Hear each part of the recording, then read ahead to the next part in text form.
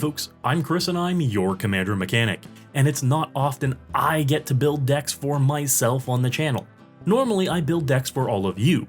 Budget builds, high-powered brews, combo decks, and the like, but today I want to build a deck from the ground up for me. When Rendmaw Creaking Nest was revealed, it scratched so many itches for me. He's a 5-mana 5/5 Scarecrow with Menace and Reach that reads, when Rendmaw Creaking Nest enters, and whenever you play a card with 2 or more card types, each player creates a tapped 2/2 black bird creature token with flying. These tokens are goated for the rest of the game. Immediately, this thing is so cool. You have a really efficient body for 5 mana that brings 8 more power to the board in the form of 4 2/2 flyers, all while sowing discord amongst the table by forcing people to swing at each other every turn. But not only that, he gives us a really cool deck building restriction. Pack your deck with as many cards with 2 types as possible. Artifact lands? Yup. Enchantment creatures? You betcha. That tickles me from what I like about this game. Give me a puzzle to solve via deck building. But there's one more thing I like about Rendmaw, his art and flavor. These things don't really resonate with me often, but I love a good spooky scarecrow, and we finally have a good spooky scarecrow. Whether it be Jack Pumpkinhead from Return to Oz or Fiddlesticks from League of Legends, the concept of a twisted scarecrow sneaking through fields and summoning a murder of crows on their foes is just exactly the kind of creepy concept I adore. So I want to make myself this deck. Let's brew for the Commander Mechanic specifically. The last reason I want to build this deck for myself is that I really want to put my new sponsor Card Trader to the test. Card Trader is a massive global marketplace that links buyers and sellers from all over the world and makes it easy to find the cards you're looking for, in the treatments you're looking for, in the languages and qualities you're looking for, without having to go to a dozen different sellers directly. But Card Trader also has this zero feature, which gets you the lowest prices on cards from multiple vendors, but ships them to you in a single purchase. It's the best way to buy from all over the world and save on shipping. So I want to see a challenge specifically. What does MOXFIELD say this deck will cost versus what does Card Trader say this deck will cost, and how much of a savings can I get before the application of my promo code MECHANIC, which gets you, right now, 5% off your first order. So I'll build this whole deck, plug it into Card Trader, and see just what kind of savings you can get too. Stick around to the end of the video to find out for yourself. If I'm building this deck for myself, there are a few things I want to restrict myself with. First, I want to make this deck be a casual deck. This is a deck all about making my friends beat each other up with birds. I want to avoid any kind of combos and, ideally, any kind of tutors. Avoiding combos is to ensure I'm not ignoring my game plan of making so many birds, and the tutors are to ensure I'm not making the deck too consistent. I cover combos and consistency in another video, linked up top, but I want each game to feel different, not the exact same. The way I build my decks is by starting with my staples, comfort cards I know I want in just about any deck in black and green. This would be 2-mana ramp like Farseek, Nature's Lore, and 3 Visits to make sure I can leverage green's ability to get ahead of the curve. This is Lightning Greaves and Swiftfoot Boots to make sure my commander, which is pivotal to my game plan, has a few ways of staying safe. And this is my favorite removal in these colors like Toxic Deluge, Infernal Grasp, and Beast Within.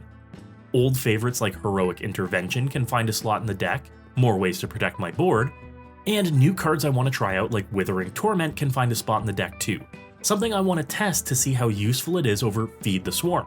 In fact, I can include both in the deck to see which feels better to cast more often. Then what I do is fill out my mana base. That's right, I start with my lands. This is to make sure I'm not making cuts to include enough lands. This means that I can make sure I have enough lands and stay disciplined in not cutting any. So I'll put in some of the best lands that produce 2 colors in the deck and come into play untapped. Overgrown Tomb, Undergrowth Stadium, and Llanowar Wastes are all great places to start. Then Woodland Cemetery, Nurturing Peatland, and Tainted Wood, all very good lands that produce both of my colors and don't slow down by entering tapped. Then I can put in some lands that make any color of mana like Exotic Orchard and of course Command Tower. These will likely be the only any color producing lands that I include since I'm in 2 colors and have some ways to grab the lands I want in the deck already.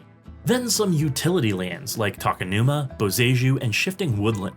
These are lands that can do a lot more than produce mana, and in all honesty, there's no harm in including them in your deck if you can. It's basically all upside and they can take the spot of a basic land. From here, I want to look at lands that make sense in the deck, lands with 2 types since Rendmaw triggers when you play a card with 2 or more types, meaning lands count. Starting with enchantment lands, and there are only 2 currently, Urza's Saga and the new Valgavoth's Lair. These are must-haves as it's a free trigger and Urza's Saga can fetch us like a Soul Ring later in the game. In green, any land that puts itself into the yard can have more use later, and even though the lair comes in tapped, it's still a free trigger with our commander out, and that has value. For artifact lands, we have a few choices too, in Darksteel Citadel, Tree of Tales, and Vault of Whispers.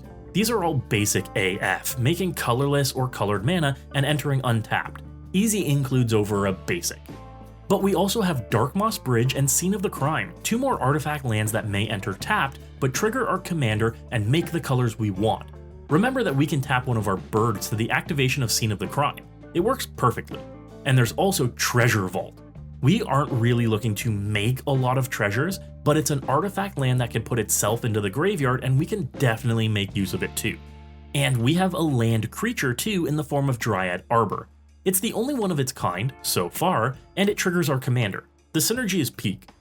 Then maybe a couple more utility lands like a Fountain Port to use some birds to draw cards, a Bojuka Bog for some graveyard hate that doesn't take up a slot in the deck, and a Phyrexian Tower to use small creatures to ramp us ahead later in the game, and a way to throw some of our birds away for fun and profit. I fill out the rest of the lands with basics, getting up to around 36 or 37 lands, and we're good to move on to the rest of the deck. And here's where I want to start cramming as many artifact creatures, enchantment creatures, and kindred spells as possible into the list. Everything we have that can trigger our commander and start the crows flocking. Let's start with kindred cards since we're going to be pretty limited here. Rendmaw's Precon comes with a couple that we should keep, Formless Genesis and Demonic Covenant. Both are good to great and either make us bodies, draw us cards, or both. Formless Genesis can be cast over and over again as long as we keep drawing lands. But classics like Bitter Blossom and Lignify also trigger Rendmaw and serve a purpose through the game, making more bodies and acting as removal. New additions out of Modern Horizons 3 deserve a look as well, like Tarmogoyf Nest and Eldritch Immunity. The Nest helps us recover after a board wipe and gives us some longevity, especially with the knowledge that we have lots of card types in the deck. And Eldritch Immunity is a great gotcha spell for a single mana, while being able to be overloaded to protect our board from a blasphemous act, or even allow us to swing in for the win unblocked when the time comes. From here, we can work on other cards with 2 types, and before we get to the creatures, I want to include one Planeswalker in Grist the Hunger Tide. Grist has the unique line of text in that it's a creature anywhere but on the battlefield, meaning on the stack it has 2 types, creature and Planeswalker, therefore triggering Rendmaw. For that fact alone, I think he deserves a spot in the list. But for creatures, let's focus on mana dorks first. Not your traditional 1-mana dorks like Llanowar Elves or Elvish Mystic. They only have 1 creature type and we want at least 2. So our mana dorks will be 2-mana mana dorks. Coppermere, Leadenmere, and Plaguemere all make mana and have 2 creature types. That means even late in the game, as a top deck, they're another bird on the board. It might not be as efficient as including 1-mana dorks, but this is about making a cool, fun deck, not being the best. Other artifact creatures we can include are Haywire Might for a bit of extra removal, Ornithopter of Paradise as another mana dork, and Solemn Simulacrum because who doesn't love Sad Robot? He gets us a land, makes us a bird, and later draws us a card. That's a bargain for just 4 mana. We can also include Perennial Behemoth, an artifact creature that lets us play lands from our graveyard. I told you earlier that this would come in handy. It also comes back to play later in the game when needed too. With 7 toughness, this thing's got a hell of a booty on it. Barbed Servitor is another artifact creature I've been looking for a home for a bit, and this is a good start. Not only does it trigger Rendmaw, but it draws us cards and or throws some damage around if it gets blocked or damaged. Being indestructible is a big plus on a card draw engine. Lastly, from an artifact creature standpoint, there's Metallic Mimic. If we name birds when it enters, it means that all of our other birds enter as bigger than every other bird on the table. That extra +1/+1 counter means a lot later in the game. From here, we can focus on enchantment creatures, and there are a lot of good ones. Destiny Spinner to make sure our creatures don't get countered, Gloom Shrieker, which is basically an Eternal Witness in the deck, and Enduring Vitality to turn all of our creatures, even our bird tokens, into mana dorks. Some land synergy creatures like Courser of Krufix, Dryad of the Elysian Grove, and Springheart Nantuku all serve purposes in the deck on top of triggering our commander. We could even put the Nantuku on Rendmaw just to get an extra bird on every landfall. Eidolon of Blossoms is a great card draw engine for us, drawing a card whenever any enchantment enters under our control, creature or otherwise. Gravebreaker Lamia can help us go fetch Formless Genesis to the yard and makes it cheaper to recast for triggers every turn. And Demolisher Spawn is a straight up win con in the deck, making our birds and other creatures massive and attacking in for the win once we get farther enough into the game. All told, there are 22 creatures with more than one type in the deck, and that's plenty of fodder to trigger our commander. But we still have room in the deck, so let's see what we can add that works with our synergies. This is also a second degree synergy we can be looking at, something that doesn't trigger our primary game plan, but cares when we get that game plan online. This is adding cards like Essence Warden to the deck. It doesn't trigger Rendmaw, but it does gain us 4 life whenever we play a card with 2 or more types with our commander out. That can get our life total out of control fast. This would also be adding cards like Pygmy Kavu, which draws us cards from black creatures our opponents control. Normally very narrow, this gets very good when we're giving our opponents black creatures over and over. This is an engine like Species Specialist naming Bird. We know there will be plenty of birds in play, and likely plenty dying too, and drawing us a card from each is a big win. We could even add in Massacre Worm. While it may kill off all of the birds in play, if we've created enough of them, that might win us the game outright. I want to make sure we're filling some more areas in the list with tertiary synergy cards, cards that are only good when we're already out ahead and don't necessarily do the thing or care about when we do the thing, but add some benefit as the game goes on. This is Primal Vigor or Coat of Arms. These we want to drop at just the right time to get our opponents out of nowhere with a burst of birds or force their goated birds to be massive attackers. But it can backfire on us too. If our opponents are running their own token strategies or +1/+1 counter synergies, Primal Vigor is garbage. And if they're running their own typal decks, a Coat of Arms may be a bigger boon for them than for us. Sprinkle these in and use cautiously. Looking at the list as is, I feel like we're a little light on card draw, so let's address that. We'll be attacking with goated birds regularly, so let's include Toski, Bearer of Secrets, and Orin Frostfang to use that to our advantage. I could include Black Market Connections too. It's never not useful unless we've severely taxed our life total throughout the game. And we can include Idol of Oblivion as a good synergistic draw piece too.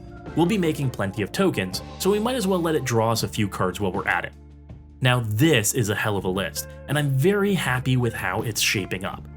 I run it through a few test hands and it looks like I'm pretty satisfied with around 36 lands in the deck, thanks to our saturation of 2-mana ramp spells and dorks. Definitely more keepable hands than not, though it feels really bad to have to drop a land with 2 types before Rendmaw comes out. Oh well, we can't have that be that perfect. I do really want to be able to get 2 birds out the turn Rendmaw comes out, so ideally ramping to 5 mana and having a land drop that triggers Rendmaw ready is ideal. Some of the maybes on my list that I'll be investigating in the future include more of a lands package. Crucible of Worlds and Ramanap Excavator may not trigger Rendmaw on their own, but helping to be able to consistently play lands out of my graveyard may be just as good. It takes away from the primary synergies though, so I've not included it yet. If I do include a package along those lines, I may include some fetch lands too, just to make land drops more consistent. It's an option, but not one I think is necessary with this draft of the list. I also heavily considered the new Overlords for inclusion too. They're enchantment creatures, so they trigger Rendmaw, but my concern is that casting them for their impending cost may not actually do anything. They'll stay suspended for the entire game. 4 or 5 turns is actually forever in Commander. The gods like Erebos, Nylea, and Pharika would be fine additions too, as enchantment creatures that trigger Rendmaw, but again, my concern is that they might just sit around inactive for most of the game and cast them solely for their static abilities, but it isn't proactive for our game plan and doesn't contribute meaningfully to our board state. I had also briefly considered biotransference as an addition to ensure every creature spell I cast is also an artifact, but with the saturation of dual-type creatures already in the list, I decided to skip it. We'll see if it's needed or not after I'm done jamming a dozen games or so with the deck. But the list's first draft is ready, it's feeling good, and I want to pull the trigger on buying the cards. MOXFIELD says, at the time of recording, that this is $329.85 US from TCG Player. Let's see if I can plug that into Card Trader and what the difference is.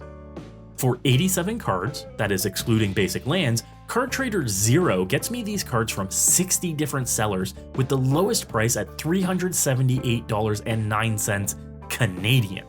After exchange, that's $274.99 US, or a whole $54.86 US cheaper than purchasing the deck from TCG Player. That is a hell of a savings. Remember that you can use my code at Card Trader right now for an extra 5% off of those savings for your first purchase. Don't miss that bargain. Be sure to let me know what you think about this brew in the comments below. Anything you'd be sure to add to the deck?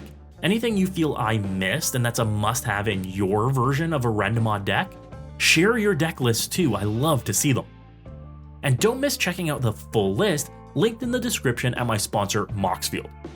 MOXFIELD is the best deck building platform in the world and makes it easy to stay on budget with their dynamic pricing based on your preferred vendors in the currency you're most familiar with. While you're checking out this deck list, follow my profile to never miss a brew. And be sure to check out Card Conduit. If you're looking to sell your cards, ship them unsorted to Card Conduit, where they'll assess your cards and get you the best prices. They keep a cut of the sales and send you the rest. Easy. Don't mess with multiple buy lists again, or person-to-person sales for a single card at a time. Sell it all with Card Conduit today. And while you're here, be sure to check out these other videos on the channel. If you were inspired to brew today, you have to hit that subscribe button. And as always, folks, good luck and have fun.